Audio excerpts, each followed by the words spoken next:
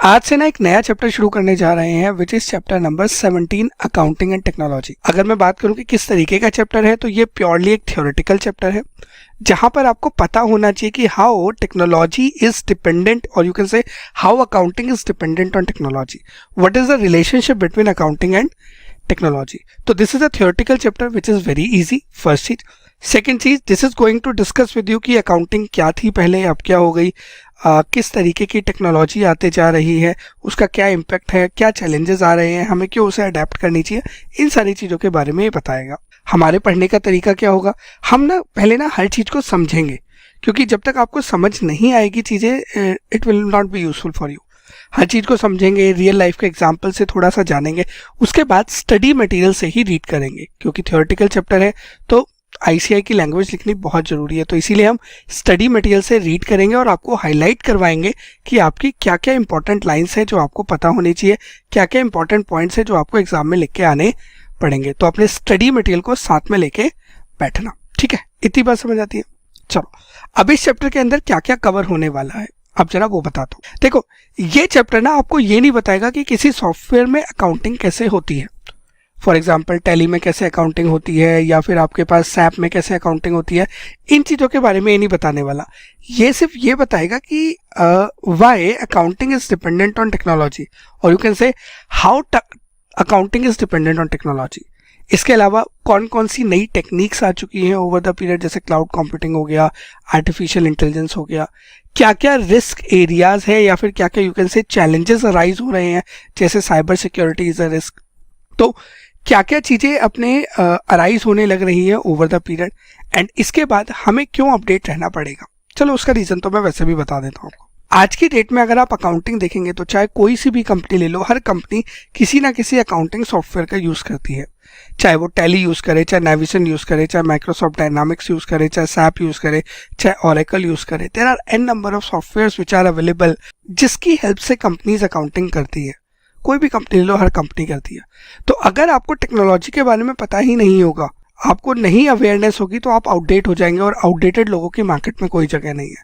तो you have to be abreast with the changes in the technology which are continuously happening so that आप market में intact रहे और आपकी value बनी रहे। देखो, जब चार्टर्ड बनोगे ना, इंटरव्यूज देने जाओगे तो पूछेंगे कि क्या आपको ये सॉफ्टवेयर पता है, क्या आपने इंटर्नशिप में ये सॉफ्टवेयर पर काम किया है, क्या आप टेक्नोलॉजी के बारे में जानते हैं। मल्टीपल चीज़ें आपसे पूछी जाएंगी। क्लाउड कंप्यूटिंग क्या है, आर्टिफिशियल इंटेलिजेंस क्या है, ब्लॉकचेन क्या है, क्या आपको पता है या नहीं पता। How auditing is dependent on technology, how accounting is dependent on technology. अगर आपको नहीं पता होगा तो कहीं ना कहीं इंटरव्यू में आपके पास एक सेटबैक रहेगा, करेक्ट। तो इसीलिए इन चीज़ों को जानना समझना बहुत ज़रूरी है। तो अनडाउटली हम लोग स्टडी मटेरियल से रीड करेंगे, सिंपल चैप्टर है, बट मेरी कोशिश ये रहेगी कि मैं आपको वो इंसाइट्स दे सकूँ इंडस्ट्री के, ऑडिटिंग फील्ड के, अकाउंटिंग फील्ड के, जो आपको हेल्प कर सके ये समझने में कि ये टेक्नोलॉजीज किस तरीके से एक्चुअल में काम को अफेक्ट कर रही है। ठीक है, इतनी बात क्लियर। तो इसी बैकग्राउंड के साथ इस वीडियो को क्लोज करता हूँ। आप लोग प्लीज़ अपने स्टडी मटेरियल्स निकाल लीजिए और हम एक एक करके टॉपिक समझते हैं और स्टडी मटेरियल से रीड करते हैं, ठीक है। अब चलो चैप्टर में डाइव इन करते हैं।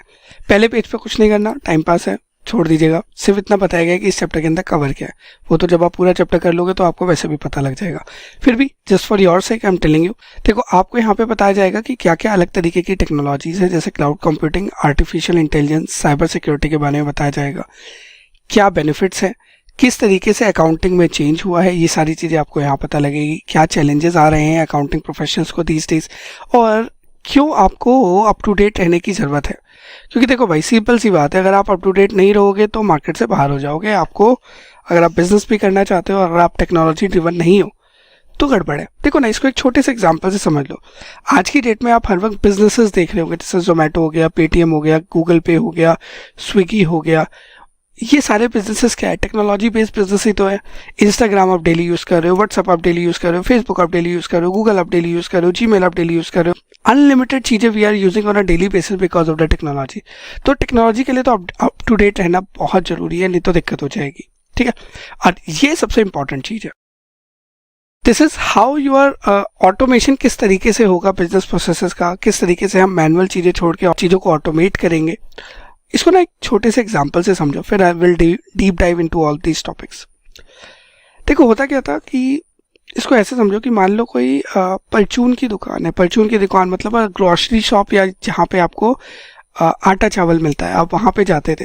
तो पहले आज से मे बी 20 ईयर्स बैक जब हम जाते थे सामान लेने, तो दुकानदार से बोलते थे कि भैया हमें आटा दे दो, चावल दे दो, ये दे दो, वो दे दो। वो क्या करता था, एक पर्ची खोलता था, पर्ची पे लिखना शुरू करता था 1 किलो आटा इतने रुपए का, 1 किलो चीनी इतने रुपए की, 1 किलो ये इतने रुपए का। फिर जोड़ता था। फिर हम उसे बोलते थे भैया आपने जोड़ा गलत है, 20 रुपए ज़्यादा लगा दिए, ठीक करो। वो हमें ठीक करके देता था, फिर हम उसके पैसे देते थे। ये था ट्रेडिशनल तरीका। आज भी आप गाँव में चले जाओ, बहुत जगह ऐसा ही होता है। हम छोटी छोटी दुकानों पर जाते हैं तो हर जगह यही तरीका देखने को मिलता है। बट अगर आप इसका मॉडर्न तरीका देखो, लेटेस्ट तरीका देखो, तो आप किसी बिग बाज़ार में जाओ, रिलायंस के किसी स्टोर में जाओ, कहीं पे भी जाओ, आप जाते हो, मान लो बिग बाज़ार में गए या वॉलमार्ट में गए, आप कुछ सामान खरीदना है, आपने सामान पिक किया, लेकर आए, वो बास्केट के अंदर, बिलिंग काउंटर पे जाते हो, आप बिलिंग काउंटर पे उन्हें सामान देते हो। वो क्या करते हैं, बार कोड को स्कैन करते हैं, उसके स्कैन करके ऑटोमेटिकली बिल जनरेट होता हुआ आता है, आप उसकी पेमेंट कर देते हो। तो जो काम पहले मैनुअली किया जा रहा था कि 1 किलो आटा, 1 किलो चीनी, जिस पे टाइम लग रहा था, गलती होने के चांसेस बहुत ज़्यादा थे, आज की डेट में क्या हुआ, आज की डेट में आप सिर्फ बिलिंग काउंटर पे जाते हो, सामने वाला पर्सन से उसे स्कैन करता है, स्कैन करने से ऑटोमेटिकली आपका बिल जनरेट होता हुआ आ रहा है और आप उसे पे कर रहे हो। This is the way the process has been evolving. जो काम मैनुअली हो रहा था आज की डेट में ऑटोमेट हो चुका है, टेक्नोलॉजी की मदद से हो रहा है। आज की डेट में उस पर्सन को बिलिंग काउंटर पे जो बैठा है उसे लिखना नहीं है कि जी 1 किलो आटा है या 1 किलो चीनी है, क्या रेट है, कितना जीएसटी है, कुछ नहीं लिखना, सिर्फ बारकोड स्कैन किया, सब ऑटोमेटिकली पॉपुलेट हो जाता है बिल पे, आपका बिल तैयार हो जाता है।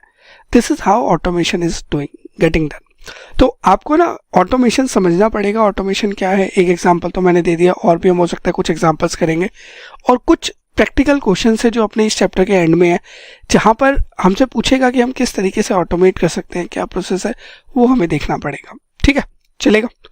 चलो जी, ये तो हो गया पहला पेज, इसमें कुछ नहीं है काम का। अब आते हैं नेक्स्ट पेज के ऊपर। नेक्स्ट पेज पे भी सिर्फ टॉपिक्स बता रखे हैं कि क्या टॉपिक्स है, ये आप देख सकते हैं, इसमें मुझे कुछ अलग से बताने की ज़रूरत है नहीं। बट हाँ, विल इंश्योर दिस थिंग कि हम ये सारे टॉपिक्स कवर कर लें। इसके बाद एक बेसिक इंट्रोडक्शन है जो हमने ऑलरेडी डिस्कस कर लिया कि इस चैप्टर में क्या पूछा जाएगा, तो you can read it yourself, exam में कोई इसकी रिक्वायरमेंट है नहीं। नेक्स्ट है जी इवोल्यूशन ऑफ अकाउंटिंग। अकाउंटिंग कैसे इवॉल्व हुआ है। देखो, पहले जब इजिप्शियन का टाइम था, वहाँ पे रोमन जो सेंचुरी थी, उस समय कुछ नहीं होता, सब कुछ मैनुअल होता था। बही खाते, अकाउंट्स को हिंदी में ना बही खाते भी कहा जाता है, तो उस समय सब कुछ मैनुअल होता था। मैनुअली लिखा जाता था कि भैया किस बंदे ने कितना कमाया है, किसको क्या सामान बेचा है, ताकि गवर्नमेंट टैक्स वगैरह प्रॉपर्ली ले सके। ये अर्लियर टाइम था। आज की डेट में आप बात करो, कंपनी सॉफ्टवेयर्स का यूज़ कर रही है। टैली हो गया, सैप हो गया, ओरेकल हो गया, डायनामिक्स हो गया, multiple softwares are getting use, जिसकी मदद से आप अकाउंटिंग कर रहे हैं। This has been the change in the accounting. Examination point of view से इतना कोई रेलेवेंट नहीं है, आप चाहो तो रीड कर लेना। 2-3 छोटी मोटी चीज़ें जो इसमें आपको याद रखनी चाहिए वो मैं आपको बता देता हूँ, जो आपसे एमसीक्यू में पूछ सकता है। चांसेस थोड़े से कम है, बट फिर भी मेरा फर्ज है बताना, तो मैं बता देता हूँ। देखो, कभी आपसे ये पूछ सकता है कि यार फादर ऑफ मॉडर्न अकाउंटिंग किसे कहा जाता है, बुक कीपिंग किसे कहा जाता है, तो वो ये है, वो है हमारे पास द इटालियन लुका पाशियोली। इन्होंने डबल एंट्री की स्टार्टिंग करी थी, that's why he is called the father of modern accounting. ठीक है, इसके अलावा जो सबसे, जैसे हमारे पास Institute of Chartered Accountants of India जो सबसे पुराना है, वो है आपके पास the Institute of Chartered Accountants of Scotland, जो सबसे पुराना है। और ये कब एस्टेब्लिश हुआ था, 1854 में एस्टेब्लिश हुआ था। बाकी इस पूरे टेक्स्ट को आप रीड कर लीजिए, नहीं भी करना छोड़ सकते हैं, कोई टेंशन की बात नहीं है, कुछ नहीं है इसमें। सिर्फ यही बताया कि पहले अकाउंटिंग ऐसे होती थी, आज की डेट में अकाउंटिंग ऐसे होती है, और कुछ नहीं है। एग्जामिनेशन पॉइंट ऑफ व्यू से not at all relevant. 2 point छोटे से रेलेवेंट है, आपको बता दिए। ठीक है, चलिए आगे बढ़ते हैं।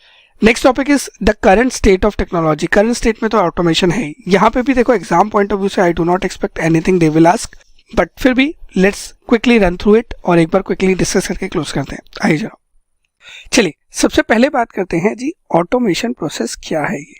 ठीक है, इसको ना एक एग्जांपल से पहले समझते हैं और उसके बाद आगे बढ़ेंगे। ठीक है, देखो जो एग्जांपल मैंने आपको दिया था रिलायंस फ्रेश का या वॉलमार्ट का, वो यहाँ पे लिखा हुआ है। आराम से ध्यान से सुनना और थोड़ा विजुअलाइज करने की कोशिश करना। अगर आप थोड़ा सा सोचेंगे ना तो you'll be able to very easily visualise, और इससे ना हम लिंक करेंगे कि क्या ऑटोमेशन प्रोसेस है। देखो, मान लीजिए आप किसी बिग बाजार में या वॉलमार्ट में या रिलायंस के किसी स्टोर में या किसी भी स्टोर में जाते हैं। मान लो आपको कपड़े खरीदने हैं, आपके भाई की शादी है, आप कपड़े खरीदने जाते हो, या कुछ ग्रॉसरी खरीदने जा रहे हो, घर पे सामान चाहिए, तो सबसे पहले क्या होता है, तो सबसे पहले क्या है कि जी आप सामान को पिक करते हो। मान लो आप ग्रॉसरी खरीदने जा रहे हो, सामान को पिक करते हो, ग्रॉसरी का सब्जी वब्जी जो लेनी थी ले ली, राशन वगैरह जो लेना था ले लिया, उसके बाद बिलिंग काउंटर पे जाते हैं। जो पर्सन बिलिंग काउंटर पे होता है ना, वो हर आइटम को स्कैन करता है, उसका जो बारकोड होता है ना, वो उसे उस स्कैनर मशीन से, बारकोड रीडर से स्कैन करता है।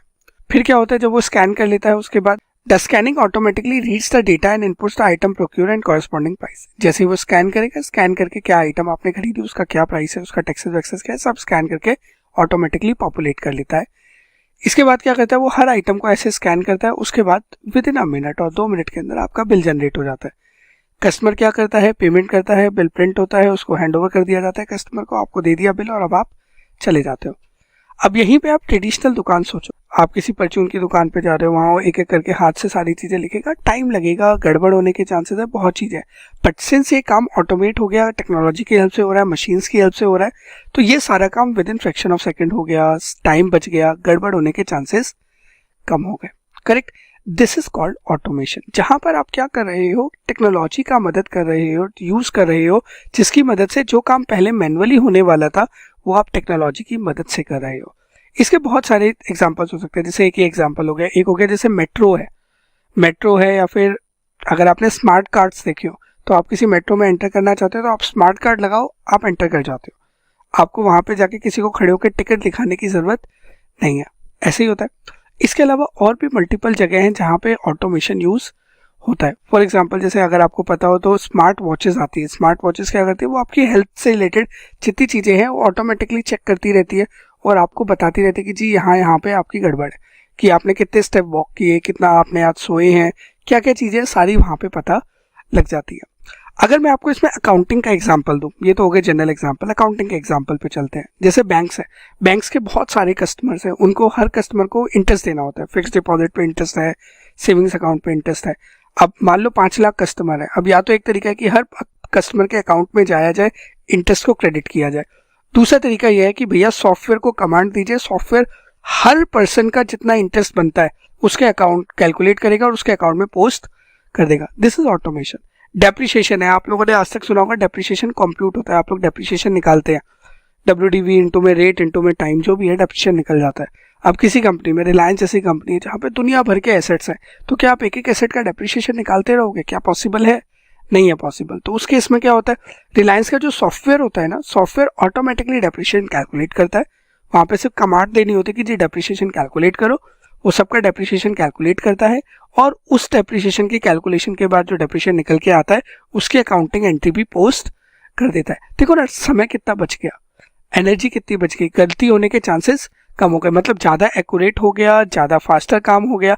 मतलब जो काम मैनुअली होने वाला था वो आपने हटा के अब ऑटोमेट कर दिया, टेक्नोलॉजी, कंप्यूटर, सॉफ्टवेयर टूल्स की मदद से आप उस काम को कर रहे हो। दिस इज ऑटोमेशन, ये लिखा है। तो आपको क्या याद करना है यहाँ पे, अब जरा वो सुनो। आपको याद करना है जी, ये automation is the use of software and other tools to automate manual processes, ताकि वो फास्टर और एक्यूरेट हो सके। आपको इतना ही याद करना है, इससे ज्यादा आपको कुछ और याद करने की जरूरत नहीं है, बस इतना ही याद कीजिएगा। ठीक है, चलेगा, कोई दिक्कत नहीं कि ऑटोमेशन क्या होता है। अब क्या ऑटोमेशन ऐसे ही हो जाएगा कि भैया आपने बोला ऑटोमेट हो गया? ऐसे नहीं होता ऑटोमेशन। अब जरा इस पे भी थोड़ा सा डिस्कशन करते हैं। फॉर एग्जाम्पल, मान लीजिए जब इस पर्सन ने, जब स्टेप 2 पे उसने उसको स्कैन किया, जैसे ही वो स्कैन करता है, स्कैन करके क्या होता है, ऑटोमेटिकली पॉपुलेट हो जाता है, आ जाता है कि आपने क्या सामान खरीदा, उसका क्या सेलिंग प्राइस है, उस पर क्या GST है। अब वो कैसे आएगा, तो उसके लिए ना कंप्यूटर का जो डेटाबेस होता है ना, वो सारी चीजें उसमें ऑलरेडी स्टोर की जाती है कि इस बार कोड रीडर से इस तरीके की आइटम आती है और इस तरीके की आइटम का ये सेलिंग प्राइस है, इस पे इतना डिस्काउंट देना है, इतना इसका GST लगेगा। वो सब कुछ उसके अंदर ऑलरेडी फीडेड होता है, जैसे ही आप पंच करते हो सब आ जाता है। इसको एक और एग्जांपल से देख सकते हैं। जैसे आप ICAI का जब रजिस्ट्रेशन करा लेते हैं एक बार, तो जब आप फ्यूचर में अपना एग्जाम फॉर्म फिल कर रहे होते हैं या कुछ भी कर रहे होते हैं, तो आप सिर्फ अपना जो रजिस्ट्रेशन नंबर है वो डालते हैं, तो आपकी बेसिक डिटेल ऑटोमेटिकली पॉपुलेट होकर आती है। आपका नाम, एड्रेस वगैरह सब ऑलरेडी वहां पे आ चुका होता है, आपको दोबारा उसे एंटर करना नहीं पड़ता। करेक्ट, सही कह रहा हूं मैं? यही तो है। तो मतलब आपका डेटा ऑलरेडी उसके अंदर फीडेड है। तो बैकएंड पे ये काम ऑलरेडी हो रहा होता है कि जी आपका सारा डेटा फीडेड होता है, जीएसटी वगैरह फीडेड है, बिल कैसे जनरेट होगा वो फीडेड है, पेमेंट के मेथड्स वहाँ पे फीडेड है कि ऑनलाइन पेमेंट होगी, सीओडी होगी, सारी चीज़ें वहाँ पे लिखी हुई हैं और उसके अकॉर्डिंग आप काम करते हैं। ठीक है, इतनी बात समझ आती है।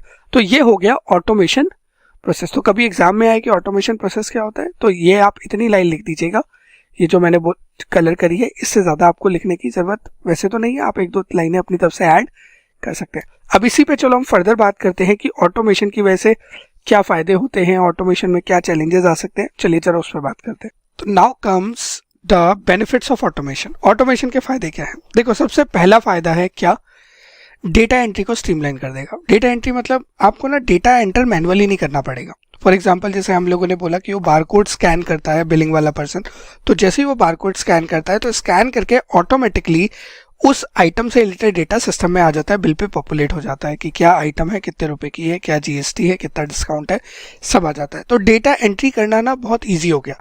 आप सिर्फ बारकोड स्कैन करते जाओ, डेटा एंटर होता जाएगा। अगर आप ऐसा नहीं करते, मैनुअली करते, तो क्या होता, पहले एक पर्सन बैठा होता, देखता अच्छा इसने चाय खरीदी है, चाय भी किसी खरीदी है, टाटा की खरीदी है, ओके कितने किलो की खरीदी है जी, आधी किलो की खरीदी है। तो उसको ये सारी चीज़ें पंच करनी पड़ती है, जिसमें गलती होने के चांसेस बहुत ज़्यादा हो जाते हैं, प्लस टाइम भी लगता है।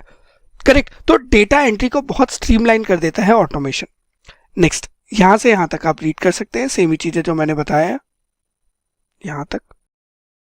Next, accelerating data processing. Data processing quick हो जाती है। देखो ना, अब आज की डेट में मान लो एक पर्सन बिग बाजार जाता है और 40 आइटम्स परचेज करता है। ऐसे बहुत सारे लोगों ने बहुत कुछ परचेज किया है। अगर वो काम मैनुअली करने बैठे, 40 आइटम का लिखे, प्राइस देखे, डिस्काउंट देखे और लिखना शुरू करें मैनुअली, तो इट विल टेक इट्स बहुत सारा टाइम लगेगा। लार्ज वॉल्यूम ऑफ डेटा को प्रोसेस करना पॉसिबल नहीं है। इसको बैंक वाले एग्जांपल से समझ लो ना। बैंक में इतने लोगों का इंटरेस्ट की एंट्री है, इंटरेस्ट देना होता है, बैंक इंटरेस्ट पे करता है, तो उसका इंटरेस्ट कंप्यूट करना और उसकी एंट्री करना, इतना वॉल्यूम है, मैनुअली प्रोसेस करना इज नॉट पॉसिबल। तो ऑटोमेशन की मदद से क्या होता है, आपको ना डेटा प्रोसेसिंग एक्सेलरेट हो जाती है, इंक्रीज हो जाती है, जल्दी हो जाती है। देखो ये लिखा है, automation can help to process large amount volumes of data more quickly and accurate than manual methods. इतनी बात क्लियर है। नेक्स्ट है एनहांस एक्यूरेसी। गलती कम हो जाती है, सही होने के चांसेस बढ़ जाते हैं। Automation can help to reduce error and discrepancy in accounting processes. ये हम ऑलरेडी बात कर चुके हैं।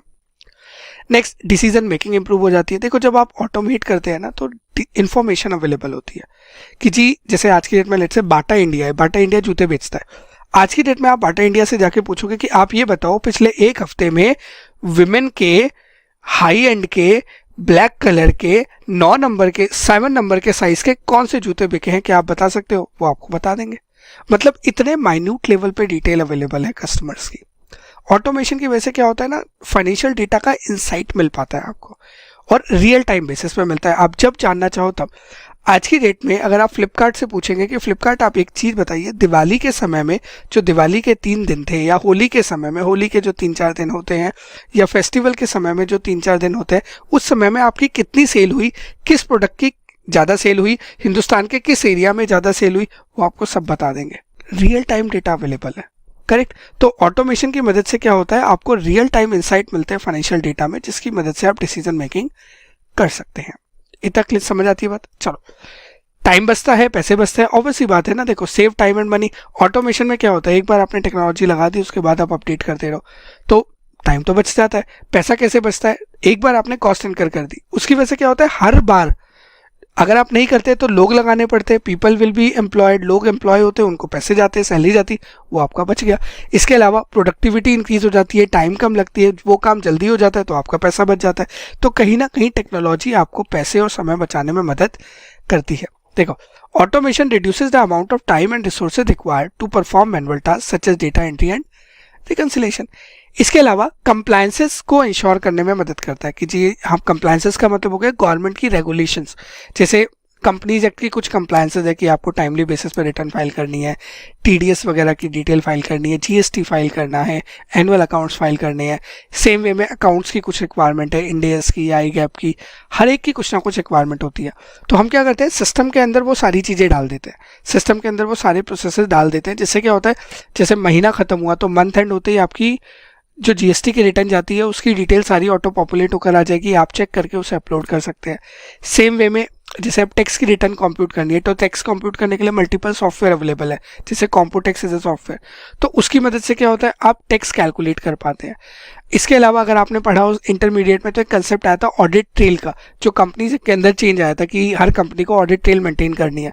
तो ऑडिट ट्रेल कैसे मेंटेन करेंगे, कंप्यूटर की हेल्प से मदद कर मेंटेन करेंगे। तो कहीं ना कहीं somewhere down the line automation की मदद से आप कंप्लायंट रह सकते हैं रेगुलेशन से, किस तरीके से अपने रेगुलेशंस को फॉलो करके अकाउंटिंग प्रैक्टिसेस को ठीक करके। ठीक है, तो ये 6 पॉइंट हो गए जो आपको बेनिफिट होता है किससे, ऑटोमेशन से। बट ऐसा नहीं है कि ऑटोमेशन जस्ट कम्स अप हो गया, ऑटोमेशन में भी कुछ प्रॉब्लम आती है। क्या, एक तो भैया टेक्नोलॉजी है, टेक्नोलॉजी है तो हमेशा हैकर का, वायरस का, साइबर अटैक्स का रिस्क रहेगा। दूसरा, टेक्नोलॉजी है, हर बंदे को टेक्नोलॉजी नहीं आती है। आज की डेट में अगर मैं आपको बोलूं कि आपको एसक्यूएल पता है क्या होता है, स्ट्रक्चर्ड क्वेरी लैंग्वेज, आप में से बहुत सारे लोग बोलेंगे सर नहीं पता। तो कहीं ना कहीं टेक्नोलॉजी एक ऐसी चीज़ है जो आपको नहीं पता। अब आज की डेट में आप लोगों ने कोई अकाउंटिंग सॉफ्टवेयर शायद हो सकता है नहीं देखा हो सकता है कुछ ने देखा भी हो, जैसे सैप हो गया, ओरेकल हो गया, डायनामिक्स हो गया, नेविजन हो गया, इतने सारे सॉफ्टवेयर है, क्या आपको सबकी नॉलेज है? नहीं है। तो आप किस तरीके से एब्रेस्ट रहेंगे, किस तरीके से आप उसको ऑटोमेट करने में हेल्प करेंगे, किस तरीके से आप ऑटोमेटेड प्रोसेस को रिव्यू करेंगे, उसके लिए आपको टेक्नोलॉजी से अप टू डेट रहना पड़ेगा। इसके लिए कंपनीज को इंश्योर करना पड़ता है कि अपने एम्प्लॉयज़ को ट्रेनिंग दे और एजुकेशन दे। एंड तीसरी सबसे इंपॉर्टेंट चीज़, देखो 2 तरीके का काम होता है, या तो लेबर इंटेंसिव या कैपिटल इंटेंसिव। लेबर इंटेंसिव में ज़्यादा लोग लगाए जाते हैं, कैपिटल इंटेंसिव में कैपिटल ज़्यादा लगाई जाती है, मतलब टेक्नोलॉजी पे, मशीन्स पे पैसा ज़्यादा लगाया जाता है। अगर आप टेक्नोलॉजी अडॉप्ट करोगे तो कहीं ना कुछ लोगों की नौकरी जाएगी, बिल्कुल जाएगी। क्यों, आप देखो ना, वॉलमार्ट ने बीच में एक ऐसा स्टोर निकाला था जहां पे काउंटर में भी कोई बंदा नहीं था, सब कुछ कंप्यूटर से ऑटोमेटिकली हो रहा था। तो जैसे टेक्नोलॉजी लेकर आ रहे हो, आर्टिफिशियल इंटेलिजेंस आ रहा है, लोगों की नौकरियां जाना स्वाभाविक है। बीच में चैट जीपीटी आया था, चैट जीपीटी ने बहुत सारी जॉब्स को रिडंडेंट कर दिया, राइटिंग, ऐसे राइटिंग, बहुत चीज़ें, पैराग्राफ राइटिंग, समरीज, बहुत चीज़ें उसे रिडंडेंट कर दी। क्यों? क्योंकि अब वो चीज़ें readily on tips on hand available है। करेक्ट। तो कहीं ना कहीं ऑटोमेशन की वजह से देखो रिस्क तो है, बट उस रिस्क के लिए आपको, मैं बोलूँ तो रिस्क को आप क्या क्या हो सकते हैं वो देख लो। तो उसके लिए एक तो भैया कंटिन्यूस ट्रेनिंग और एजुकेशन देनी पड़ेगी, risk of data breaches, cyber attacks हमेशा रहेगा, और जॉब्स के लॉस का पोटेंशियल हमेशा रहेगा। ये चीज़ आपको ध्यान रखनी पड़ेगी। तो पहले 6 पॉइंट में जो आपके थे बेनिफिट्स, उसमें आप सिर्फ ये हेडिंग से याद कर सकते हैं, और जो चैलेंजेस उसमें आप ये 3 पॉइंट जो मैंने कलर किए इनको याद करके क्लोज कर सकते हैं। इतनी बात समझ आती है? चलिए, next comes robotic process automation. ये क्या होता है, थोड़ा सा इस पे बात करते हैं। देखो, इसका मतलब यह है कि रोबोट्स की मदद से ऑटोमेशन करना, जिसको हम बॉट भी कहते हैं। रोबोट बोल लो या बॉट बोल लो, दोनों में से कुछ भी चलेगा। यहाँ पे एक वर्ड यूज दिखेगा आपको, रोबोट्स या बॉट्स। इसका मैं एक बहुत छोटा सा एग्जाम्पल देता हूँ आपको, फिर आगे बढ़ेंगे। ऑडिटिंग से रिलेटेड एग्जाम्पल देता हूँ। तो एग्जाम्पल क्या है, जैसे आप लोगों ने ना इंटरमीडिएट में पढ़ा होगा कि हाँ, ऑडिटर को ना एक्सटर्नल कॉन्फर्मेशन लेनी होती है। थोड़ा सा मैं और इलेबोरेट करता हूँ। एक्सटर्नल कॉन्फर्मेशन में ऑडिटर क्या करता है, ऑडिटर क्या करता है कि पार्टी सिलेक्ट करता है कि मुझे किस किस पार्टी से कॉन्फर्मेशन लेनी है। उसको जाके मैनेजमेंट को बोलता है कि मैनेजमेंट मुझे इन पार्टीज के आप क्या करके दे दो, आप मुझे एड्रेसेस दे दो। ठीक है, फिर ऑडिटर क्या करता है, उसका कॉन्फर्मेशन लेटर बनाता है, मैनेजमेंट से साइन करवाता है, और फिर वो कुरियर करता है, सब लोगों के पास जाता है, कुछ को ईमेल करता है, और ईमेल से फिर उन पे जवाब आते हैं, जवाब आता है, फिर उसे चेक करता है कि डिफरेंस सही है, डिफरेंस तो नहीं आ रहा, कोई रिकन्सिलेशन तो नहीं है। इसके अलावा जिससे जवाब नहीं आया उसको रिमाइंडर भेजता है। ये सारे काम ऑडिटर करता है। ओवर द पीरियड टेक्नोलॉजी कैसे इवॉल्व हो गई है मैं आपको बताता हूँ। देयर आर बॉट्स, रोबोट्स बोल लो या बॉट्स बोल लो, both are same thing. Computer softwares हैं जो क्या करते हैं, वो सिलेक्ट करते हैं ऑटोमेटिकली कि कौन सी पार्टी से कॉन्फर्मेशन लेनी है। They drop a mail to the management को मेल कर देते हैं, उसका एक फॉर्मेट भेज देते हैं मैनेजमेंट को, मैनेजमेंट आप इसमें डिटेल डाल के दे दो। मैनेजमेंट उसमें डिटेल डाल देती है कि जी ये इनका एड्रेस है, ये इनका फ़ोन नंबर है। बॉट्स क्या करते हैं, और मैनेजमेंट से ऑथराइजेशन लेटर वहाँ पे मैनेजमेंट लगा देती है। Bots with the help of that, without any intervention, वो खुद ही एक लेटर बनाते हैं कॉन्फर्मेशन का, क्योंकि उनके अंदर स्टैंडर्ड फॉर्मेट डले हुए होते हैं। उस लेटर को वो ईमेल आईडीज उनके पास होती है, उनको मेल भी कर देते हैं। फिर जब वहाँ से जवाब आता है तो वो जवाब इनमें फीड कर दिया जाता है और कंपैरिजन हो जाता है। तो जो काम पहले ह्यूमन बीइंग करने वाला था वो निकल गया, वो सारा बॉट्स ने कर दिया। करेक्ट। इसको और डिटेल में समझने के लिए ये देखो, जैसे मान लीजिए आपको कंसोलिडेशन करना है। आप लोगों ने कंसोलिडेशन के बारे में सीए इंटरमीडिएट में सुना होगा, हम लोगों ने पढ़ा भी था। कंसोलिडेशन क्या है, मान लो दो कंपनीज का कंसोलिडेशन है, तो आप क्या करो, दोनों कंपनीज की बैलेंस शीट लिखो, आइडली तो दोनों को लाइन बाय लाइन जोड़ दो, काम बन जाता है। बट कुछ एडजस्टमेंट एंट्रीज आती है, जैसे नॉन कंट्रोलिंग इंटरेस्ट की आती है, जैसे इंटर कंपनी एलिमिनेशन आती है, इंटर कंपनी का अनरियलाइज्ड प्रॉफिट आता है, वो सारी चीज़ें आती हैं। एक तरीका है कि ये सारा काम ह्यूमंस करें, आप और मैं करें। जैसे हम लोगों ने दो दो कंपनीज की कंसोलिडेशन तो किया है, बट रियल लाइफ में दो कंपनीज के कंसोलिडेशन की जगह हो सकता है 10 कंपनीज का कंसोलिडेशन हो, 20 कंपनीज का कंसोलिडेशन हो, तो 300 कंपनीज का कंसोलिडेशन होता है। रिलायंस के पास 350 सब्सिडीज है अप्रॉक्स। अब 350 कंपनीज का कंसोलिडेशन अगर आप मैनुअली करने बैठोगे तो पॉसिबल नहीं है। तो उस केस में ना सॉफ्टवेयर कम्स इनटू पिक्चर। सारा डेटा सॉफ्टवेयर में इंपोर्ट किया जाता है, सॉफ्टवेयर वो सारी कैलकुलेशंस करता है, फाइनेंशियल्स ड्रॉ करके देता है, एलिमिनेशंस वगैरह करता है और आप उसे चेक करते हैं। तो कहीं ना कहीं it helps a lot, correct. तो यही लिखा है, robotics is a emerging technology that revolutionises financial reporting processes. RPA uses क्या करता है, रोबोट्स या बॉट्स टू ऑटोमेट मैनुअल या repetitive task in financial reporting system analysis and reporting. ठीक है, बाकी कंसोलिडेशन का जो एग्जांपल दिया था वो यहाँ पे आ गया, आप एक बार रीड कर सकते हैं। तो ये था ओवरऑल जो आपके ऑटोमेशन से रिलेटेड था, एक छोटा सा एग्जांपल है, ये भी आप रीड कर सकते हैं। नॉट गेटिंग इनटू दैट, वो मोटा मोटा मैं आपसे डिस्कस कर चुका हूँ। तो पहला जो पॉइंट अपने को डिस्कस करना था ऑटोमेशन, वो अपने ने कंक्लूड कर लिया है। अगला टॉपिक है विच इज क्लाउड कंप्यूटिंग। हम सबसे पहले समझेंगे कि क्लाउड कंप्यूटिंग क्या होता है, उसकी क्या एप्लीकेशन है, मतलब किस किस यूज में क्लाउड कंप्यूटिंग आता है, इसके क्या बेनिफिट्स हैं और क्या चैलेंजेस हैं। 4 चीज़ों के ऊपर अपने को बात करनी है। मीनिंग, क्या यूटिलिटी है इसकी एक तरीके से, एंड थर्ड इज इसके क्या बेनिफिट्स, एंड फोर्थ इज इसके क्या चैलेंजेस हैं। ठीक है, चलो अब एक एक करके चारों चीज़ों पे मैं बात करनी शुरू करता हूँ। Right now I am not getting into the book text, थोड़ा सा ना आपको अंडरस्टैंडिंग देता हूँ कि ये होता क्या है, किस तरीके से इस पे काम होता है। देखो हुआ क्या, कोविड जब आया 2020 में, कोविड आया, हम सब जानते। कोविड में क्या हुआ, 26 मार्च को हमारे प्रधानमंत्री साहब आते हैं और बोलते हैं, मेरे प्यारे देशवासियों, रात को लॉकडाउन लगता है। मतलब एक बार में लॉकडाउन लगा दिया। 26 मार्च को, I still remember the date, जिस दिन प्रधानमंत्री साहब ने लॉकडाउन लगा दिया था। और लॉकडाउन से क्या हुआ कि एंटायर कंट्री भर का लॉकडाउन था, कोई भी कहीं जा नहीं सकता, सिर्फ असेंशियल सर्विसेज को आप यूज कर सकते हैं और कुछ नहीं था। उस समय पे जब सब लोग घर से काम कर रहे हैं, तो वो कैसे इंश्योर करते कि अकाउंटिंग सही से चलती रहे। तो अगर आपको पता हो तो इंटरनेट की मदद से सारा का सारा काम हो रहा था बिजनेसेस का। रिमोट लोकेशंस पे लोग बैठ के काम करते थे, अपने अपने घरों से सब लोग काम कर रहे थे, और एक कल्चर डेवलप हो गया जिसका नाम है work from home. Work from home में क्या है, जैसे मान लो मुझे चेक करना है कि अकाउंटिंग सही हो रही है नहीं हो रही, तो मैं क्या करता था, मैं लॉगिन करता था। कंपनी का एक डेटाबेस है जो ऑनलाइन स्टोर्ड है, वहाँ से जाके मैं उस डेटाबेस को एक्सेस करता था, वहाँ से चीज़ों को रिव्यू करता था और चेक करता था। ऑडिटिंग भी ऐसी हो रही थी, अकाउंटिंग भी ऐसी हो रही थी। अकाउंटिंग के लिए अगर मान लो आप कोई पर्सन है जिसको एंट्री डालनी है, कंपनी का हेड ऑफिस दिल्ली के अंदर है, बट वो पर्सन बैठा है मध्य प्रदेश में, वो मध्य प्रदेश में बैठा भी अपनी एंट्री डाल देता था। होता क्या है, जैसे वो अपने सिस्टम से एंट्री डालता था, ये उसका सिस्टम है मान लो, ये सिस्टम इंटरनेट से कनेक्टेड है, वो इंटरनेट एक कंपनी के डेटाबेस से कनेक्टेड है। इस डेटाबेस में ऑटोमेटिकली एंट्री आ जाती थी और सब लोगों के पास शो होनी शुरू हो जाती थी। This internet is called cloud. Although some people say cloud is that, cloud is those, but simple शब्दों में क्लाउड इज लाइक इंटरनेट। तो क्लाउड क्या है कि जहां पर ऑनलाइन आप चीजें स्टोर कर रहे हैं। जैसे एक छोटा सा एग्जांपल ले लो, आप गूगल ड्राइव पे हम डेटा सेव कर लेते हैं, तो डेटा कहाँ सेव हो रहा है, या तो मैं किसी हार्ड डिस्क में डेटा सेव करूँ या किसी पेन ड्राइव में डेटा सेव करूँ, बट जब मैं ऑनलाइन जाके डेटा सेव कर रहा हूँ तो वो इंटरनेट पे बैकएंड पे कहीं सेव हो रहा है। This is called cloud. तो क्लाउड कंप्यूटिंग एक तरीके से हो गया जब आप इंटरनेट की हेल्प ले रहे हो अपनी ट्रांजेक्शन्स को प्रोसेस करने के लिए। This is cloud computing.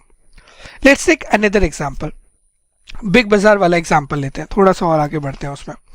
अब बिग बाजार में क्या हुआ, हम लोगों ने बोला कि जैसे ही हम सामान लेके जाते हैं, काउंटर पे जो पर्सन बैठा है, जो लेडी बैठी है, वो उसे स्कैन करती है। स्कैन करते ही सिस्टम में सारी डिटेल ऑटो पॉपुलेट हो जाती है। अब वो डिटेल कहाँ पे स्टोर्ड है, कहीं डेटाबेस में तो स्टोर्ड होगी। अब ऑल ओवर इंडिया में रिटेल रिलायंस के स्टोर है, तो क्या हर जगह वो डिटेल सेव होगी? The answer is no. वो सेंट्रलाइज वे में किसी एक जगह पे स्टोर होगी। This is called cloud. जहाँ पे आपने सारा डेटा सेव किया हुआ है वहाँ से डेटा एक्सट्रैक्ट हो जाता है। तो क्लाउड इज, अगर सिंपल शब्दों में समझा जाए तो इंटरनेट की मदद is cloud. Cloud computing is nothing more then internet की हेल्प से आप जो कंप्यूटिंग करते हैं, कंप्यूटिंग मतलब ट्रांजैक्शंस को प्रोसेस करना, बिल्स वगैरह क्रिएट करना, ये सारी चीज़ें क्लाउड कंप्यूटिंग में आता है। तो बेसिक मीनिंग तो ये हो गया। चलो अब जरा एक बार रीड करते हैं फिर आगे बढ़ेंगे। देखो, क्लाउड कंप्यूटिंग पहली लाइन में क्या लिखा है, refers to the delivery of computing services over the internet. Internet के ऊपर आप कंप्यूटिंग सर्विसेज दे रहे हैं। कंप्यूटिंग सर्विसेज मतलब ट्रांजैक्शंस की एंट्री डालना, प्रोसेस करना, ये सारा कंप्यूटिंग सर्विसेज है। It allows accountant to access their data and software from any device with the internet connection. यही तो मैंने कहा, आपको यही दो लाइनें याद रखनी है कि भैया क्लाउड कंप्यूटिंग क्या है, सिंपल है, इंटरनेट की मदद से कंप्यूटिंग करना is called cloud computing. Online जाके कंप्यूटिंग करना, ट्रांजैक्शन प्रोसेस करना, सेव करना। अब ऐसा नहीं है कि सिर्फ डेटा ही सेव होता है। अगर हम डेली लाइफ की बात करें, चलो छोटे से और एग्जांपल लेते हैं। नेटफ्लिक्स है, नेटफ्लिक्स पे हम मूवीज देखते हैं, हमें ऐप के ऊपर मूवीज नजर आती है, बट ऐप के ऊपर अगर आप देखो तो ऐप का साइज क्या होता है, ज़्यादा से ज़्यादा 100 MB, 200 MB, 300 MB, 50 MB, यही होता है जो आपने अपने फ़ोन पे डाउनलोड कर लिया। बट अगर एक HD मूवी की अगर आप साइज़ की बात करें तो वो GBs में होता है। तो वो 100 MB की ऐप किस तरीके से 1.5 GB की मूवी रखती है। देखो छोटी सी बात, अब थोड़ा सा लॉजिकली सोचो, हम लोग मोबाइल पे एक ऐप डाउनलोड कर लेते हैं, मान लो नेटफ्लिक्स डाउनलोड कर लिया, उसके अंदर एक मूवी आ रही है जवान, किसकी, शाहरुख खान साहब की। वो ऐप 100 MB की है, बट वो जो मूवी है ना वो 1.5 GB की है, 1.5 GB। तो how it is possible that your computer is storing 1.5 GB into 100 MB? वो तो पॉसिबल नहीं है। दैट मीन्स उस ऐप के अंदर मूवी नहीं है, वो ऐप किसी पीछे डेटाबेस से कनेक्टेड है जिसमें वो मूवी स्टोर है। तो आप तो सिर्फ उस ऐप के मीडियम से उस डेटाबेस तक जा रहे हो और कुछ नहीं कर रहे हो। This is cloud. वो डेटा जो जहां पे वो मूवी सेव्ड है, this is cloud computing. Cloud ही तो है। Amazon का अपना क्लाउड है, गूगल ने अपना क्लाउड बना रखा है, जिसकी हेल्प लेके आप डेटा को सेव कर सकते हैं। हम गूगल ड्राइव पे सेव कर सकते हैं, Amazon के AWS पे सेव कर सकते हैं। These are called clouds.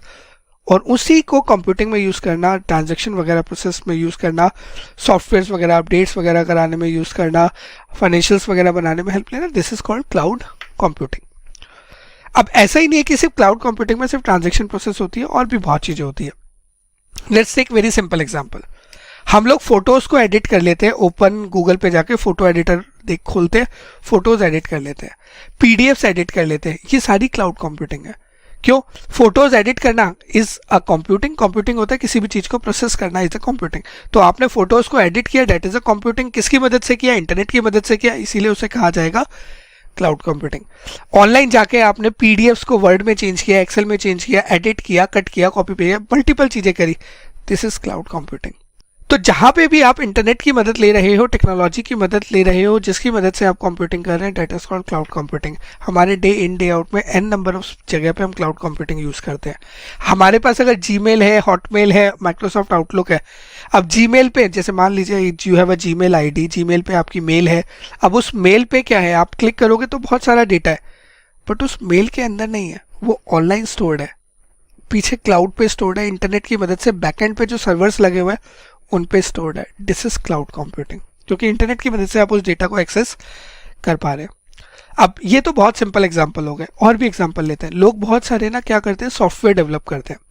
अब सॉफ्टवेयर डेवलप करने के लिए बहुत सारे टूल्स चाहिए होते हैं, कमांड चाहिए होते हैं, एनवायरनमेंट चाहिए होता है, कंप्यूटर का ऑपरेटिंग सिस्टम्स चाहिए होते हैं, मल्टीपल चीज़ें चाहिए होती है।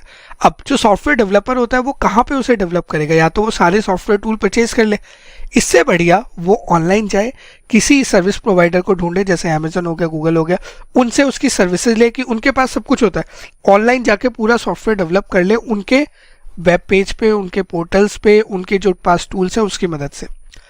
You can take a very simple example, जैसे PDF एडिटर है, या तो आप PDF एडिटर का सब्सक्रिप्शन ले लो, नहीं तो ऑनलाइन जाके कर लो, सेम वे में।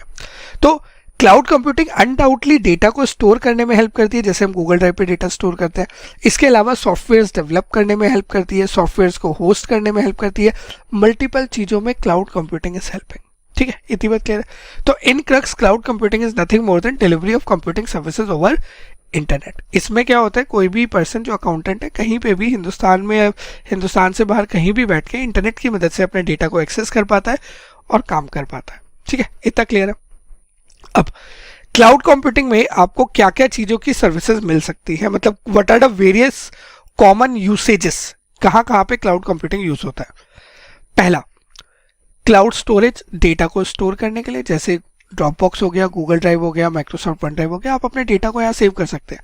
जैसे मान लीजिए गूगल ड्राइव की बात करूँ, आपको क्या करना है कि जितना आप स्पेस यूज़ करेंगे आप उतना पे करें। जैसे गूगल ड्राइव का बहुत सिंपल एग्जांपल है, जैसे मैंने क्या किया, मंथली ना उसका एक सब्सक्रिप्शन है, आप एक मंथली सब्सक्रिप्शन ले लो, आपको पर्टिकुलर स्पेस मिल जाएगा, वहाँ पर आप डेटा स्टोर करते हुए चलो, तो आपको अलग से कोई हार्ड डिस्क या पेन ड्राइव वगैरह खरीदने की ज़रूरत नहीं है। Correct, this is cloud storage. आप वहाँ पे किसी भी तरीके का PDF, text, JPG, photos, video जो सेव करना है कर लो, कोई टेंशन नहीं है। इवन आप उसको अपने कंप्यूटर से, लैपटॉप से, मोबाइल से लिंक कर सकते हैं, तो ऑटो अपडेट भी हो जाता है। जैसे जैसे आप डेटा बढ़ाते रहोगे अपडेट होता रहेगा। इसका सिंपल एग्जांपल है, जैसे गूगल बैकअप होता है ना मोबाइल का, सारी फोटोज गूगल पे जाके सेव हो जाती है। जब आप मोबाइल चेंज करते हो, दूसरे मोबाइल में जाके अपनी लॉगिन ID डालते हो, तो ऑटोमेटिकली वहाँ आ जाती है। This is a simple example of cloud storage, जहाँ पे आप डेटा स्टोर कर रहे हो। It offers storage solution that allows users to store and access their files and data from anywhere using an internet connection। ठीक है, इतना समझ आता है। Next, software as a service, जहाँ पे आप क्लाउड्स के, जो क्लाउड क्या होता है बेसिकली, क्लाउड क्या है, क्लाउड बड़ी बड़ी कंपनियां जिनके पास बहुत सारा डेटाबेस है, बहुत सारे सर्वर्स वगैरह लगा रखे हैं और कुछ नहीं है। Amazon हो गया, गूगल हो गया, इनके पास सॉफ्टवेयर्स होते हैं, इनके पास उनके राइट्स भी होते हैं। तो एक तरीका तो है, जैसे मान लो PDF एडिटर है, या तो मैं PDF एडिटर का राइट ले लूँ, नहीं लेना चाहता तो मैं गूगल का मैंने राइट ले रखा है, उसका सब्सक्रिप्शन लेकर उससे PDF एडिटर यूज़ करता हूँ, उसका सॉफ्टवेयर यूज़ करता हूँ, आगे काम करता हूँ। स्प्रेडशीट्स हैं, एक्सेल की जो स्प्रेडशीट है, एक तरीका है कि आप अपने सिस्टम में एक स्प्रेडशीट रख लो, नहीं तो गूगल की स्प्रेडशीट यूज़ कर लो। तो जहाँ पे आप सॉफ्टवेयर्स की सर्विसेज यूज़ करने वाले हो क्लाउड्स की, that is called software as a service. तीन तरीके के होते हैं, सास, आस, पास। आप बोलोगे सास, आस, पास क्या हो गया? SaaS is software as a service, IaaS is infrastructure as a service and PaaS is platform as a service. तो तीनों में छोटा छोटा डिफरेंस है, अभी बताता हूँ।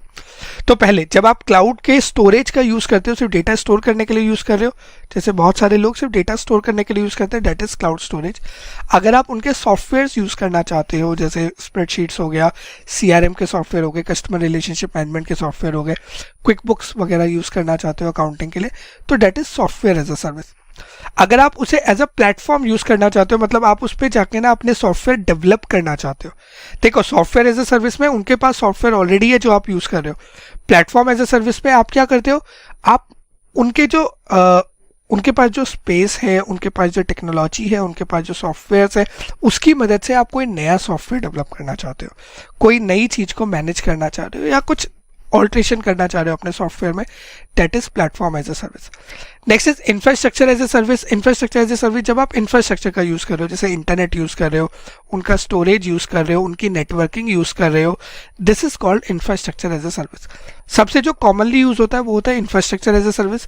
जो सॉफ्टवेयर डेवलपर्स होते हैं वो platform as a service use करते हैं। जो बिजनेसमैन होते हैं generally software as a service use करते हैं। क्यों? क्योंकि सब कुछ वहीं पे अवेलेबल है। ठीक है, तो ये क्या लिखा है? SaaS platform provide cloud based software application that user can access and utilise via internet. यहाँ पे आप उनके सॉफ्टवेयर यूज करते हैं। It provide virtual computing resources, जैसे सर्वर मिल जाता है, स्टोरेज मिल जाता है, नेटवर्क इंफ्रास्ट्रक्चर मिल जाता है, और जैसे जैसे आप यूज करते हैं पे एज यू गो बेसिस, जितना आप यूज करोगे उसके हिसाब से आप पेमेंट कर देना। प्लेटफॉर्म एज अ सर्विस में क्या है? It provide cloud based platform that enable developer to build, deploy, manage application without a complexity of infrastructure management. आप कोई भी नई सॉफ्टवेयर वगैरह डेवलप कर सकते हो, मैनेज कर सकते हो, आपको पूरा इंफ्रास्ट्रक्चर लेने की जरूरत नहीं है। इतनी बात समझ आती है? चलो, ये तो हो गई बेसिक चार चीजें। इसके बाद नेक्स्ट है cloud based communication and collaborators. जैसे जूम कॉल है, जूम पे क्या होता है कि जी आप जूम पे दो लोगों से कनेक्ट कर रहे हो, उसके बाद आप डेटाबेस से डेटा निकालते हो, वहीं पे प्रेजेंट करते हो, खत्म करते हो काम। Correct, this is a cloud based communication and collaboration. Communication हो गया, जैसे जूम हो गया, माइक्रोसॉफ्ट टीम्स हो गया, the person are communicating with each other. Plus cloud की हेल्प से, जैसे मान लो मैं आपके साथ जूम पे कॉल करता हूँ, हमारी बात चल रही है, मैं इंस्टेंटली जाता हूँ, मैं डेटा निकालता हूँ, आपको स्क्रीन पे प्रेजेंट कर देता हूँ। This is cloud based communication and collaboration. ठीक है जी। नेक्स्ट है cloud based e commerce. E commerce में भी क्लाउड बहुत हेल्प करता है। जैसे आज की डेट पे आप अमेजन पे बहुत सारे कैटलॉग्स देखते हैं, देखते हो कि यार क्या क्या सामान दिख रहा है एप्लीकेशन पे आपको। अब वो सारा डेटा कहाँ मैनेज है? वो पीछे क्लाउड पे मेंटेन है। इसके अलावा कस्टमर का डेटा का एनालिटिक्स, इन्वेंट्री की मैनेजमेंट, ये सारी चीज़ें क्लाउड पे ऑलरेडी मेंटेन होती है। जैसे अमेजन है, अमेजन का जो क्लाउड है वहाँ पे डिटेल होगी कि अमेजन के पास कितना सामान है, कितना उसमें से बिक गया, कितना बाकी है। These all will be maintained on the cloud. Few platforms enable business to set up and manage online stores using cloud infrastructure. Next है जी big data analytics. Big data analytics होता है कि जो बड़े बड़े डेटा का एनालिटिक्स करना है। जैसे फॉर एग्जांपल मैं एंटायर इंडिया का एनालिसिस करता हूँ कि लोगों का प्रेफरेंस क्या है, whether they want to wear official shoes या कैजुअल शूज, उसमें भी किस नंबर के शूज और कौन से कलर के shoes. Now I have the entire data of the country. अगर मैं उसे एनालाइज करना चाहता हूँ तो मैं किसी एक्सेल पे एनालाइज नहीं कर सकता। एक्सेल के अंदर उतनी टैब्स ही नहीं है। एक्सेल में ऑलमोस्ट 1 लाख 2 लाख 2 से 5 लाख कुछ टैब्स होती है, ज़्यादा नहीं होती, जो वो होती है आपकी सेल्स होती है। मुझे एग्जैक्ट नंबर नहीं पता तो I am not getting into that, but हाँ उतनी टैब्स ही नहीं है, उतनी सेल्स ही नहीं है जितना डेटा है। तो उस डेटा को कैसे प्रोसेस किया जाएगा, वो एक्सेल तो प्रोसेस नहीं कर सकता। तो उसके लिए होता है बिग डेटा एनालिटिक्स, जहाँ पे आप लार्ज वॉल्यूम ऑफ डेटा को एनालाइज करना चाहते हैं। मान लीजिए कोई रिटेल की कंपनी जैसे अमेजन है, अमेजन डेली कितनी सेल करता है, करोड़ों सेल करता है डेली बेसिस पे आइटम्स की। अब उतने बड़े डेटा को अगर आप एनालाइज करना चाहते हो, एक दिन का 1 करोड़ है तो साल का 365 करोड़ हो गया मोटा मोटा। अगर आप 365 करोड़ डेटा को एनालाइज करना चाहते हो तो कैसे करोगे, नॉट पॉसिबल। एक्सेल पे तो हो नहीं सकता, कोई सॉफ्टवेयर अवेलेबल ही नहीं है। सेल एक्सेल पूरा हैंग हो जाएगा, सारी फाइलें हैंग हो जाएगी। तो उसके लिए क्लाउड हेल्प करता है, जिसे कहा जाता है बिग डेटा एनालिटिक्स। तो इसमें आपको क्या याद करना है, मैं मार्क कर देता हूँ। तो बिग डेटा एनालिटिक्स क्या करता है, cloud computing enables organisation to process and analyse large volume of data efficiently, जहाँ पे आप बहुत बड़े बड़े वॉल्यूम के डेटा को एफिशिएंटली मैनेज कर पाते हैं। ठीक है, इतनी बात समझ आ गई। तो ये तो हो गया यूटिलिटी। तो अभी तक हमने समझा कि क्लाउड का मीनिंग क्या है, क्लाउड की यूटिलिटी क्या है। अब क्लाउड के बेनिफिट क्या है। बेनिफिट बहुत सिंपल है। पहला, एक्सेसिबिलिटी इंप्रूव हो जाती है। आप कहीं से भी बैठे हुए क्लाउड की हेल्प से डेटा को एक्सेस कर सकते हो। मान लो मैं गोवा में हूँ और गोवा में बैठा हूँ और मुझे देखना है कि मेरी कंपनी में क्या एंट्री डली है क्या नहीं डली, मैं खुल के देख सकता हूँ। All I need is a computer and a internet connection, that's it. ठीक है, तो क्लाउड की वजह से हम कहीं भी एक्सेस कर सकते हैं। आप जीमेल अगर अपनी चेक करना चाहते हो कहीं से भी जाके एक्सेस कर सकते हो। All you need is the mobile, the application and internet. अगर आप पे 3 चीजें हैं तो आप कभी भी एक्सेस कर सकते हैं। नेक्स्ट, आपकी सिक्योरिटी इंक्रीज हो जाती है। देखो गूगल और अमेजन छोटे खिलाड़ी तो है नहीं, आप भी जानते हो बहुत बड़े प्लेयर्स हैं। तो अगर वो डेटा रखते हैं आपका तो वो उसके साथ ना बहुत सिक्योरिटी फीचर्स लगा के रखते हैं, जैसे एनक्रिप्शन हो गया, फायरवॉल हो गया, multi factor authentication. Multi factor authentication हो गया, पहले आप लॉगिन करो, अपना आईडी पासवर्ड डालो, फिर आपके पास पिन नंबर आएगा, आप अपना पिन नंबर डालो, तब जाके आप उसको क्या कर सकते हो, डेटा को देख सकते हो। दिस इज एनहांस सिक्योरिटी, ताकि कोई भी गलत पर्सन उसे एक्सेस ना कर सके। Next, increase scalability. अब कोई बिजनेस है जिसका बिजनेस बढ़ता जा रहा है, उसे ज़्यादा स्पेस चाहिए डेटा स्टोर करने के लिए। एक तरीका है कि वो सर्वर्स परचेज करता जाए। अब सर्वर परचेज करेगा तो सर्वर परचेज करने की कॉस्ट होगी। दूसरा है उससे बढ़िया क्लाउड की सर्विसेज ले, जैसे जैसे स्पेस ज़्यादा चाहिए उसके लिए पैसा देता जा, सिंपल सी बात है। तो इस वजह से आप बिजनेस को स्केल कर सकते हो, बड़ा कर सकते हो। प्लस आपको ना जैसे जो अच्छे फीचर्स हैं अमेजन के, गूगल के, वो आपको मिलेंगे। उसकी वजह से क्या होता है, आप अपने बिजनेस को और क्वालिटेटिवली एनहांस कर पाते हैं। नेक्स्ट है जी रिड्यूस कॉस्ट। कॉस्ट तो कम हो ही जाएगी ना जब आपको इंफ्रास्ट्रक्चर पे खर्च नहीं करना पड़ेगा और आप सीधे सॉफ्टवेयर जितना यूज़ करें उसको पे करेंगे, तो कहीं ना कहीं आपकी जो कॉस्ट है वो कम हो जाने वाली है। देखो, cloud based accounting software typically requires a less upfront investment as well as ongoing maintenance cost. आपको मेंटेनेंस कॉस्ट कुछ खर्च करनी नहीं है, छोटी मोटी खर्च करनी है। अपफ्रंट आपकी कोई इतनी इन्वेस्टमेंट होनी नहीं है, जैसे यूज़ करोगे वैसे पे करते जाना। ठीक है। स्ट्रीमलाइन कोलैबोरेशन, ऑब्वियसली आपकी कम्युनिकेशन इंप्रूव हो जाती है, जैसे टीम्स की वजह से, माइक्रोसॉफ्ट टीम, जूम कॉल की वजह से इंप्रूव हो जाती है। Improved reporting and analytics. Cloud जो है ना आपको मल्टीपल तरीके के ना सॉफ्टवेयर प्रेजेंट करता है, जिसकी वजह से आप डेटा को एनालाइज कर पाते हो, ट्रेंड्स निकाल पाते हो, पैटर्न निकाल पाते हो, एनालाइज कर सकते हो और अच्छे डिसीजन मेकिंग ले सकते हो। प्लस आपके पास रेडीली रियल टाइम बेसिस पे डेटा अवेलेबल है, जिस वजह से आपकी रिपोर्टिंग इंप्रूव हो जाती है। आप अपने मैनेजमेंट को, गवर्नमेंट को टाइमली बेसिस पे डेटा दे सकते हैं। ठीक है, इतनी बात क्लियर है। अब देखो, कोई भी चीज़ ऐसी नहीं होती कि जिसके सिर्फ फायदे हो, नुकसान भी है। नुकसान क्या है, देखो चैलेंजेस। अब भाई कंप्यूटर पे, क्योंकि क्लाउड जो है सब कुछ ऑनलाइन है, ऑनलाइन है तो हैकर्स है, वायरस है, मल्टीपल चीज़ें हैं जो आपके डेटा को ख़राब कर सकती है। इसके अलावा आपको इंटरनेट कनेक्टिविटी तो भैया मस्ट है। अगर इंटरनेट कनेक्टिविटी नहीं होगी अच्छी, फिर आप क्लाउड को अच्छे तरीके से एक्सेस नहीं कर सकते। मतलब अगर आप किसी गांव में टायर 2 या टायर 3 कंट्री स्टेट के अंदर है, जिस जगह के अंदर है, तो it will be tough for you to manage. ठीक है, इतनी बात समझ आ गई। तो 2 मोटे चैलेंज मैंने आपको बता दिए। ये छोटा सा एग्जाम्पल है जो आप होमवर्क में रीड कर सकते हैं, मोटा मोटा हम ऑलरेडी डिस्कस कर चुके हैं। ठीक है, तो इतना था अपने पास क्लाउड कंप्यूटिंग में। अगला जो टॉपिक है वो है अपने पास एंटरप्राइज रिसोर्स प्लानिंग। ठीक है, जितना मैंने मार्क किया है आप इतना याद कर सकते हैं, इससे ज़्यादा आपको ज़्यादा चैलेंज लेने की जरूरत नहीं है। जब भी बेनिफिट्स या पॉइंटर्स है तो आप सिर्फ हेडिंग भी याद करेंगे, अंदर का कंटेंट अपनी लैंग्वेज में लिखेंगे तो भी चल जाएगा, कोई टेंशन नहीं है। ठीक है जी, डन है। आई होप जिस एक्सपेक्टेशन के साथ आपने इस वीडियो को देखना शुरू किया था वो एक्सपेक्टेशन आपकी पूरी हो रही है, और जो भी कॉन्सेप्ट्स आप क्लियर करना चाहते थे, जिस टॉपिक में आप कमांड चाहते थे अपने रिस्पेक्टिव एग्जाम के लिए, वो आप इस वीडियो के थ्रू फुलफिल कर पा रहे हैं। यहाँ मैं आपको एक छोटी सी इन्फॉर्मेशन देना चाहूँगा कि हमारे सभी पेड कोर्सेज जो हैं वो आपके रिस्पेक्टिव एग्जाम्स के अवेलेबल हैं ऑन द वेबसाइट escholars.in, जिसका लिंक भी आपको डिस्क्रिप्शन में प्रोवाइड किया गया है।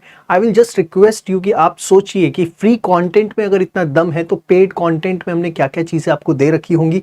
एक बार आप जाके हमारी वेबसाइट ज़रूर विजिट करें escholars.in, और आप विश्वास मानिए नर्सरी के स्कूल से भी कम फीस पर हमने आपको वीडियो लेक्चर्स जो है आपके एग्जाम के लिए प्रोवाइड करवा रखे हैं, and much of premium quality. Thank you so much. अब हम बात करेंगे थोड़ा सा एंटरप्राइज रिसोर्स प्लानिंग, जिसको हम बोलते हैं ERP। ठीक, ये है क्या, थोड़ा सा ना पहले सिंपल शब्दों में समझाता हूँ आपको, फिर इस पर बढ़ेंगे। देखो होता क्या है कि किसी भी बिजनेस की अगर आप बात करो तो उसमें ना मल्टीपल ऑपरेशंस होते हैं, मल्टीपल प्रोसेसेस होते हैं। जैसे एक होता है सेल्स का प्रोसेस, जिसका काम है सेल करना सामान को कस्टमर तक। एक होता है इन्वेंट्री प्रोसेस, जहाँ पे वो इन्वेंट्री को मैनेज करता है कि कितना इन्वेंट्री है, कितना और खरीदना है, कितना आपका मैक्सिमम स्टॉक रहेगा, कितना मिनिमम स्टॉक रहेगा, जो आप कॉस्टिंग में पढ़ के आते हो। तो वो सारी चीज़ें मैनेज करने का काम इन्वेंट्री प्रोसेस का होता है। इन्वेंट्री की वैल्यू क्या होगी, सारी चीज़ें कौन देखता है, इन्वेंट्री प्रोसेस। सेम वे में एक होता है HR प्रोसेस।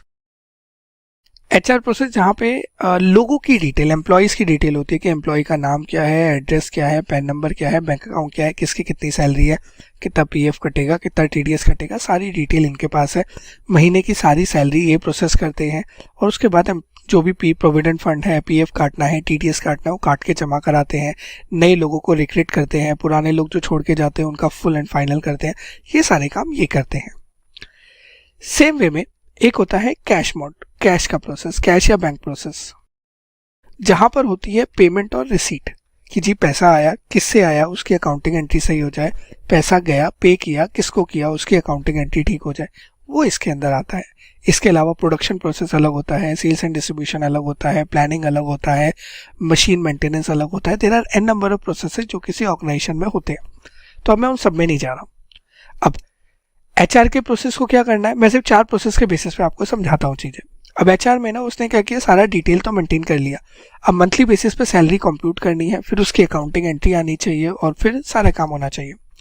अब एक तरीका है कि इसने अपना डेटाबेस अलग बना दिया, एक है कैश बैंक वाले ने अपना डेटाबेस अलग बना दिया, इन्वेंट्री वाले ने अपना डेटाबेस अलग बना दिया, सेल्स प्रोसेस वाले ने अपना डेटाबेस अलग बना दिया। अब चारों के पास अपने अलग अलग डेटाबेस है। कल की डेट में सेल्स वाले के पास आता है कोई कस्टमर कि जी मुझे सामान खरीदना है, सेल्स वाले को पता ही नहीं होगा कि कितना सामान है, उसके लिए उसे इन्वेंट्री वाले को फ़ोन करना पड़ेगा, उसको अभी बोलेगा और शाम तक नहीं तो अगले दिन बताएगा, इतने में कस्टमर चला जाएगा, डिले हो गया, हो जाता है नहीं, डिले होगा। सेकंड, जब सबने अपने अपने डेटाबेसेस बना रखे हैं तो सबका डेटाबेस अलग है, सर्वर अलग है, मेंटेनेंस अलग है, कॉस्ट अलग है, और प्लस एक तो खर्चा महंगा हो गया, हर एक का रिस्क अलग है क्योंकि सब पे आपको सिक्योरिटी लगानी पड़ेगी। करेक्ट हो रहा हूँ? सबने अपना अपना हिसाब किताब खोल रखा है, तो उसमें ना दिक्कतें बहुत सारी हैं। HR का अपना प्रोसेस है, मान लो आशीष सर को पेमेंट करनी है, तो यहाँ पे इसने आशीष को लिखा आशीष, यहाँ पे लिखा इसने अकाउंटिंग एंट्री पेमेंट करते वक्त लिखा जी आशीष। अब डेटा में रिडंडेंसी भी है, डुप्लीकेसी भी है, और एरर भी होने के चांसेस बहुत ज़्यादा है। करेक्ट? तो ये इस तरीके से ना अकाउंटिंग करना, प्रोसेसेस को मेंटेन करना, पूरी एंटरप्राइज को चलाना थोड़ा मुश्किल है। अगर कंपनी की मैनेजमेंट चाहती है एक ओवरऑल परव्यू मिल जाए कि यार किस प्रोसेस में क्या चल रहा है, किस स्टेज पे है, उसे तो मिल ही नहीं पाएगा। सेल्स की अपनी रिपोर्ट आ रही होगी, HR वाले के डेटाबेस से अपनी आ रही होगी, कैश वाले से अपनी आ रही होगी, इन्वेंट्री वाले से अपनी आ रही होगी, प्रोडक्शन वाले से अपनी आ रही होगी। इन सब में ना मैनेजमेंट डिसीजन मेकिंग सही नहीं कर पाएगी। तो इसी के लिए ना एक सिस्टम लाया गया जो कहता है कि भाई ये अलग अलग डेटाबेस नहीं चलेंगे। वो कहता है ये अलग अलग हिसाब किताब मत रखो, एक कॉमन हिसाब किताब रखो, एक कॉमन डेटाबेस रखो। This is called a common database. सारा डेटा एक ही जगह होगा, एचआर वाला भी इसी को यूज करेगा, इसी में एंट्री डालेगा, सेल्स वाला भी इसको, इन्वेंट्री वाला भी इसको, कैश वाला भी इसको। तो एक कॉमन डेटाबेस बना दिया जिसकी कैपेसिटी बहुत ज़्यादा होगी, जिसमें सिक्योरिटी बहुत ज़्यादा होगी, डेटाबेस मैनेजमेंट के मॉड्यूल्स वहाँ पे होंगे, और एक कॉमन डेटाबेस बना दिया जाएगा।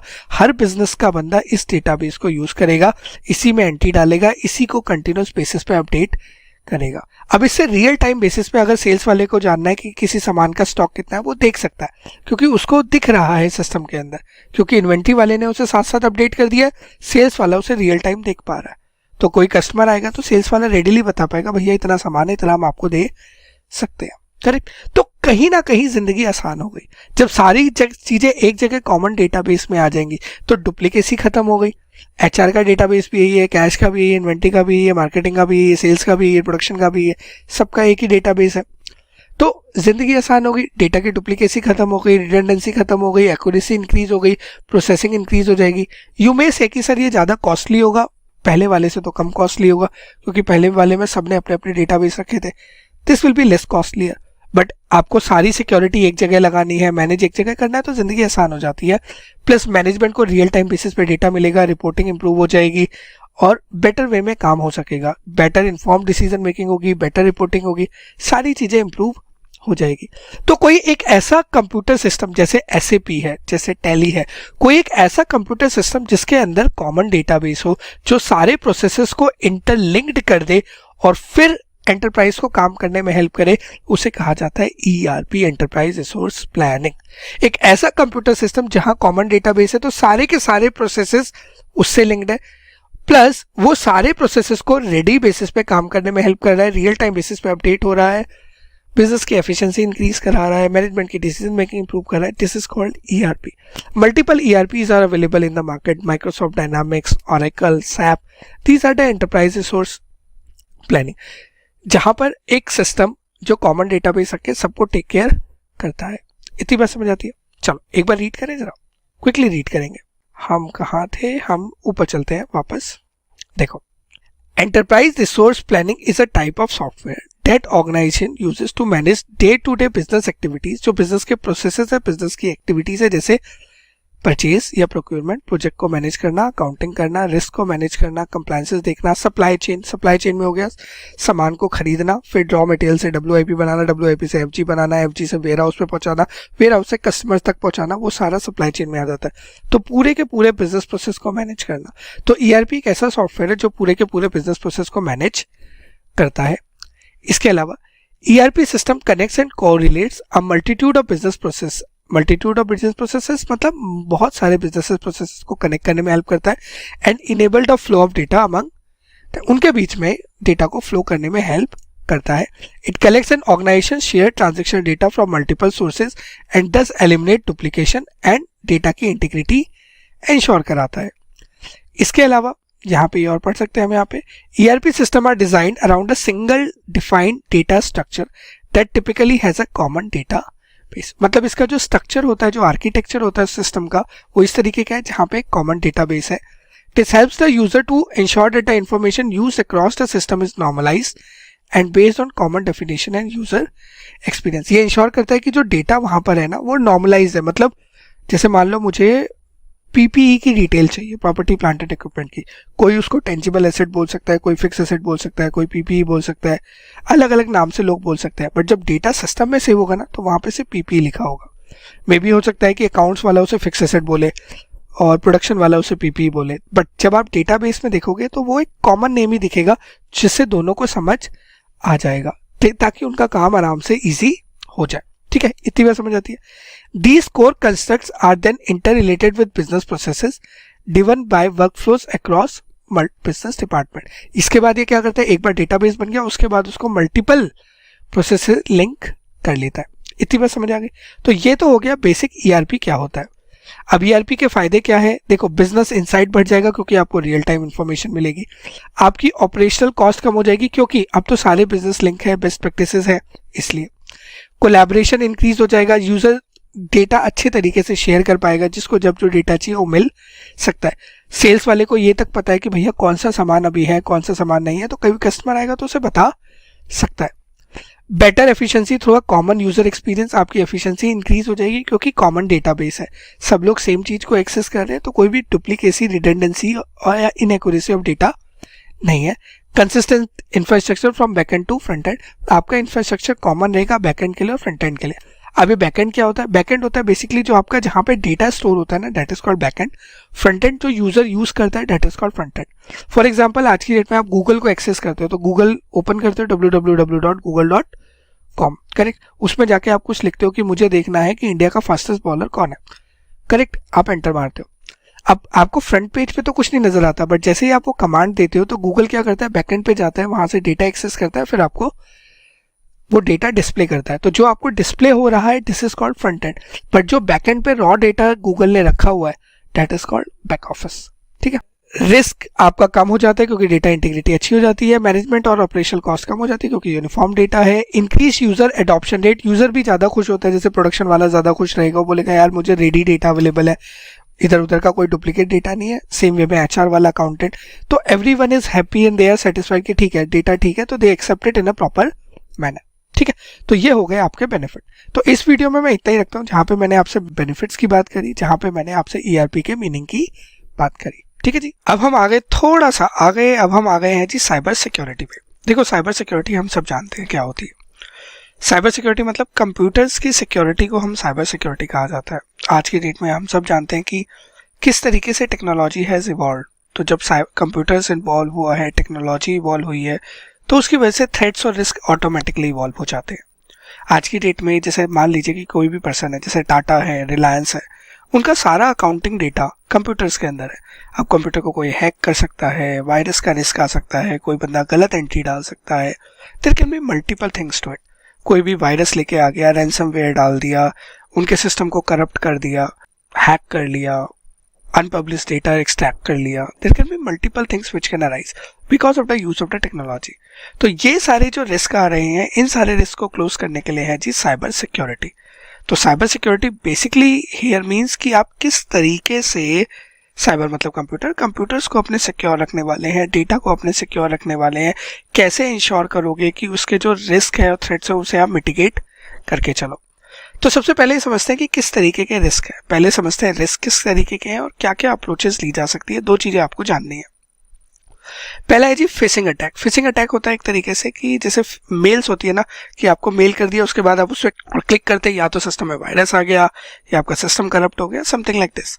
तो फिशिंग अटैक मीन्स एक तरीके से आपको परसुएट करना, आपको मोटिवेट करना और आपको बोलना कि जाओ क्लिक करो।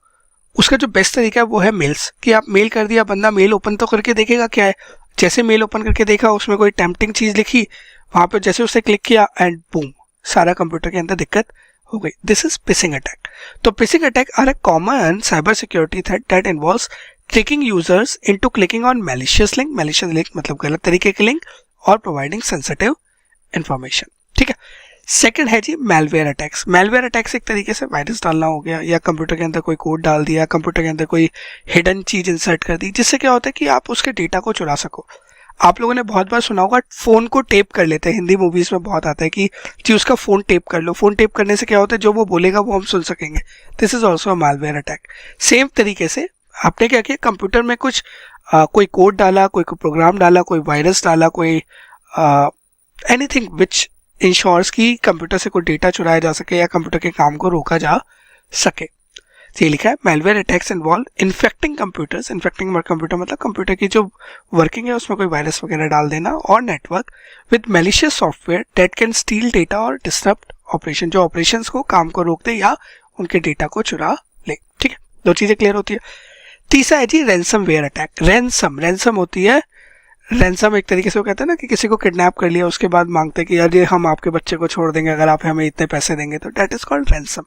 तो रैंसमवेयर अटैक हो गया एक तरीके से किसी के कंप्यूटर पे अटैक करना, प्रोग्राम्स के थ्रू, सॉफ्टवेयर के थ्रू उसके काम को रोक देना, या उसकी वेबसाइट पे कुछ गलत तरीके की पिक्चर शो कर देना और उसको बोलना कि भैया अगर तुम्हें ठीक करानी है तो आप हमें पैसे।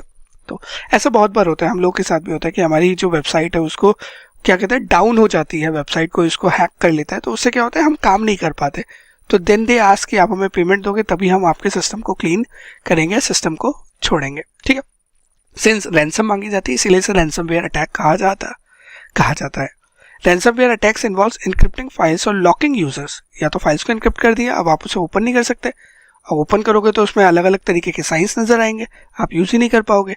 या आपको क्या कर दिया, लॉकिंग यूजर्स आउट, यूजर्स को एक्सेस ही नहीं करने देना, सिस्टम बंद कर दिया, और उसके बाद उसके बदले में डिमांड पैसे कर मांगना कि भैया अगर आप काम करना चाहते हो तो हमें पैसे दे दो, ठीक है।